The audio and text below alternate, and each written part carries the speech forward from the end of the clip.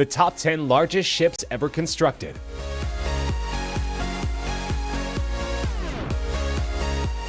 For reference, a ship's size is measured using a specific set of specifications. Of course, these generally include length and width, often referred to as beam, but also taken into consideration is tonnage, which can be measured in several different ways and is not always a measurement of the ship's actual weight. For our purposes here, we'll be looking mainly at gross tonnage, which is a standard measurement and related to the overall interior volume of the ship. By way of comparison, the mighty Titanic measured 882 feet long by 92 feet wide, with a gross tonnage of 46,328 tons. Impressive, but not even close to the specifications of the first and smallest ship on our list, the MS Vale Brazil, owned by the Brazilian firm Vale. The ship is the largest bulk carrier in the world. Construction on the vessel was completed in 2011, and it was designed for transporting iron ore from Brazil to Asia, capable of hauling enough steel at one time to construct 3 Golden Gate bridges. The MS Vale is 1,188 feet long and has a width or beam of 213 feet, with a gross tonnage rating, or GRT, of an astonishing 198,980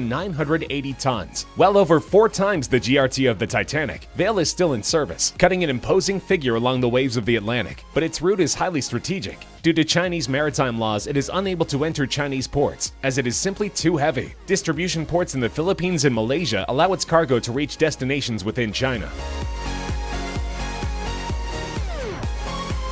When it first entered service in 1975, the Jarmada was among the very largest ocean-going vessels in the world, an oil tanker with routes crisscrossing the globe. The Jarmada sailed the world's oceans for 32 years before finally being retired in 2008. It's currently in use purely as a storage tanker, but during its 3 decades of service, it supplied crude oil to ports all around the world. Some of Jarmada's specifications are no longer a matter of record, but the enormous ship sported a length of 1,225 feet and was capable of carrying massive amounts of cargo to the tune of 380,000 tons. Its top speed of 16 knots was quite impressive when it first set sail, making it not only one of the biggest ships in the world in the mid-1970s, but also one of the most powerful. It may have an inglorious use today, but with its faithful service record and incredible specifications, Jarmada is still remembered as one of the most impressive tankers to ever sail the seas.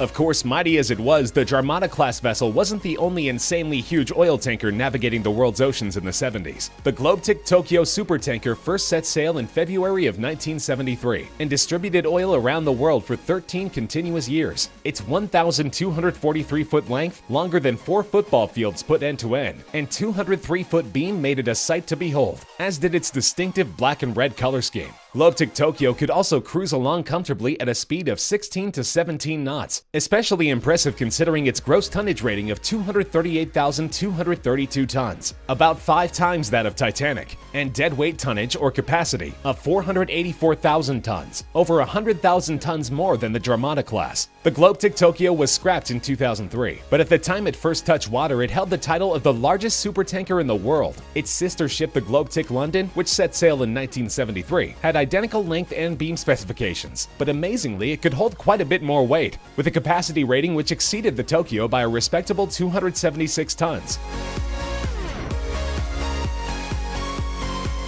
The TI class of supertankers, constructed by shipbuilder Tanker International LLC, may not technically be the longest or largest ships in the world in terms of sheer size, but when it comes to gross tonnage, they rule supreme. There are 4 currently in various types of service around the world: the TI Africa, TI Asia, TI Europe, and TI Oceania, although 2 are currently being used as moored storage vessels. Their massive GRT of 234,006 tons is currently tops among active vessels, and on top of that, they are among the most aesthetically pleasing oil tankers ever built. The TI class 16 to 18 knot top speed goes a long way toward maximizing its earning capacity, but its eye-popping size also means that there are some waterways which it simply cannot navigate. For example, the Panama Canal is off limits, as the ship is too wide to fit through its recently built locks, and when fully loaded, the Suez Canal is a no-go as well. But the vessels are also notable for their wealth of high-tech features and sensible dual-hull design, which minimizes the chance of a catastrophic oil spill in the event of a hull breach. The TI class checks in with a length of 1,243 feet and a beam of 223 feet.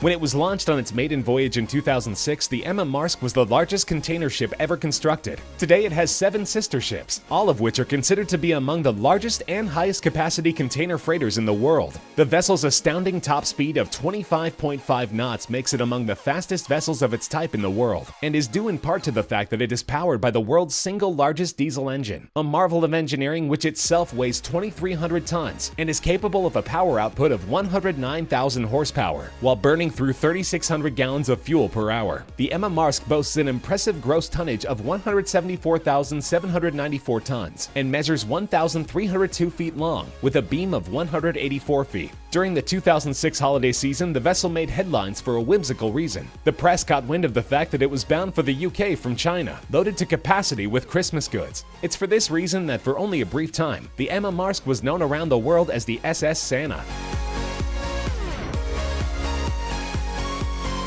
The Esso Atlantic and its sister ship, the Esso Pacific, were 2 of only 7 ships in all of maritime history to carry a capacity rating of over 500,000 tons. Beginning service in 1977, the supertankers plied the world's waters for 25 years before they were decommissioned and scrapped in 2002. The tanker's immense size meant that not only were the Panama and Suez canals off limits, but the English Channel as well. They sported gross tonnage ratings of 259,532 tons, and both clocked in with a length of 1,333 feet and a beam of 233 feet. Their relatively slow top speed of about 15 knots is understandable, considering that these gargantuan vessels were both powered by single-propeller steam turbine engines, practically unheard of among today's modern tankers. Even though they long ago met their ultimate fates, the Esso Atlantic and Esso Pacific were widely recognized in their time for their sterling service records, and they will long hold their places in maritime history as 2 of the highest capacity tankers ever built.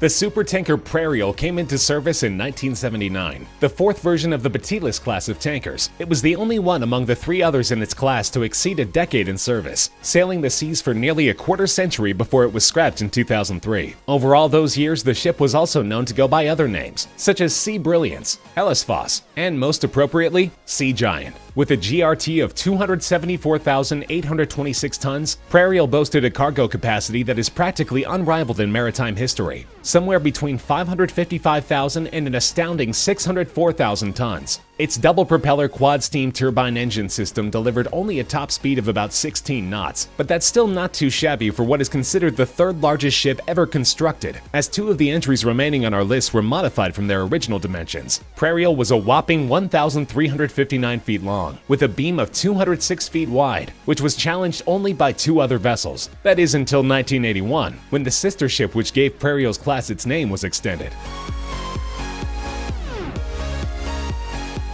The first of its homonymous class, the Batilus supertanker hit the ocean in 1976 as one of the largest vessels in the world, and it leapt up the list when its length was further extended in 1981. Batilus could move a massive amount of cargo with a 275,268 gross tonnage rating, and after its modification came in with the same length and beam measurements as Prairial. Variances in the other types of tonnage, however, give Batilus the slight edge over its sister ship. Its deadweight tonnage when constructed was superior to virtually any ship that ever existed. And Batilus must also be given credit for being the first of its class. When it comes down to it though, measuring the largest seafaring vessels is somewhat counterintuitively a game of inches, and in terms of bragging rights among the Batilus class, one is ever so slightly the largest of the large.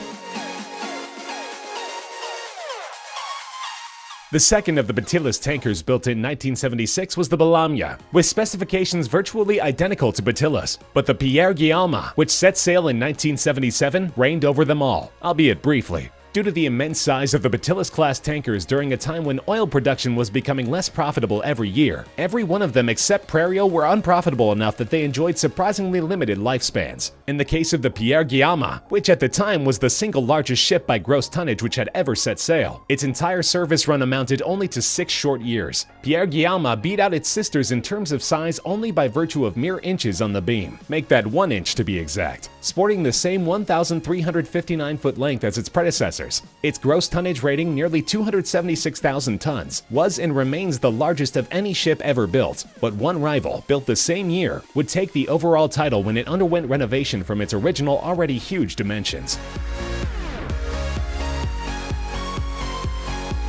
The supertanker Seawise Giant has a colorful history befitting the all-time size champion of ocean-going vessels. The ship was contracted in 1979 by a Greek business mogul, who for reasons that remain unclear refused to take delivery. And as you might imagine, it took a while to find a replacement buyer with pockets deep enough to even begin negotiations. Eventually, the gigantic ship was sold to the owner of a Hong Kong firm, who inexplicably decided that it needed to be even larger. After a retrofit that lengthened and widened it considerably, and increased its capacity by 140,000 tons, the ship clocked in at a ridiculous 1,504 feet in length, smashing the Batylus class by nearly half the length of a football field. Its beam rating of 225 feet was also by far the largest ever, with a respectable gross tonnage rating of 260,941 tons. Seawise Giant was put into service transporting crude oil between the US and the Middle East, and it was in the performance of that duty in 1988 that the tanker came under attack by Iraqi bombers and was sunk. Incredibly, even though it was declared a complete loss, it only took a year for a Norwegian company to salvage it, not for scrap but for repair. The wreck was transported to Singapore, where a restoration job took place which required 3,700 tons of new steel. It was renamed the Happy Giant and put back into service until 2004, when it was converted to a permanently moored storage vessel. Its 36-ton anchor now sits in the Hong Kong Maritime Museum. While it no longer roams the sea, the Seawise Giant was a sight to behold, and an amazing feat of engineering. It was longer than the Empire State Building is tall. It could fit St. Paul's Cathedral within its cargo holds 4 times. It's not just the largest ship of all time, it's the single biggest self-propelled man-made object ever built.